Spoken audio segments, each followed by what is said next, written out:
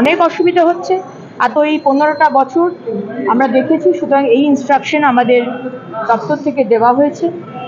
Next যেটা দেওয়া হয়েছে সেটা হচ্ছে বিভিন্ন জায়গায় ফেক পার্কিং স্লিপ নিয়ে তৃণমূলের ক্যাডার এবং অন্যান্য মানুষ তারা টাকা তুলেছে।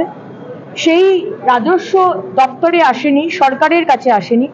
সুতরাং এই নোটিশ আজকে আমার দপ্তর থেকে দেওয়া হচ্ছে, যেখানে যেখানে এই ধরনের ফেক রসিদ দেখিয়ে টাকা তোলা হচ্ছে পার্কিংয়ে, সেগুলো ইমিডিয়েটলি বন্ধ করা এবং একটা রেট চার্ট প্রত্যেকটা পার্কিং লটে রেট চার্ট দিয়ে দেওয়া হবে, যে যার মতো মনের মতো খুশি পার্কিং নিতে পারবে না।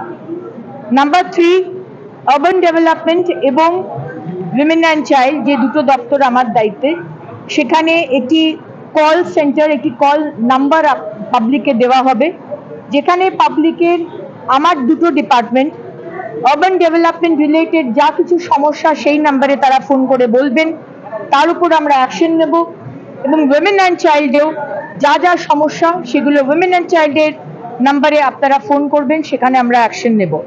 তাছাড়াও চাইল্ড হেল্পলাইন নাম্বার আছে, কিন্তু উইমেন হেল্পলাইন নাম্বার নেই। সুতরাং চাইল্ড হেল্পলাইন নাম্বারটাকেও উইমেন হেল্পলাইন নাম্বারের মধ্যে একই সাথে জুড়ে, মানে ফোনটা ওই নাম্বারেই আসবে, কিন্তু সেগ্রিগেট করা হবে কোনটা উইমেনের ইস্যুস, কোনটা চাইল্ড ইস্যুস। তো এটাও হেল্পলাইন নাম্বার আমরা ইমিডিয়েটলি শুরু করব। এবং লাস্ট যে বিষয়টা বলার সেটা হচ্ছে যে জিও ট্যাগিং করা হবে সারা পশ্চিমবঙ্গে। যেখানে যেখানে ময়লা পড়ে আছে, ফোনের মধ্যে ওই অ্যাপ ডাউনলোড করে জিও ট্যাগিং করে আপনি পাঠিয়ে দেবেন যেখানে ময়লা রয়েছে, এবং উইদিন 1 hour to 2 hours সেই ময়লা পরিষ্কার করা হবে।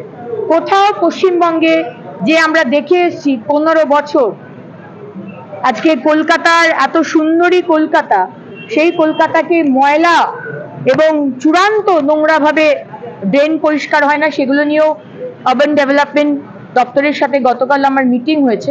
সেগুলো তো সমস্ত হবেই, কিন্তু ইমিডিয়েটলি এই অ্যাপ চালু করা, যেখানে সাধারণ মানুষ জিও ট্যাগিং এর মাধ্যমে জানিয়ে দিতে পারবে কোথায় ময়লা রয়েছে, এবং ডিপার্টমেন্ট বা মিউনিসিপ্যালিটি বা কর্পোরেশন গিয়ে সেই ময়লা পরিষ্কার করে আসবে। এই দিকে বলা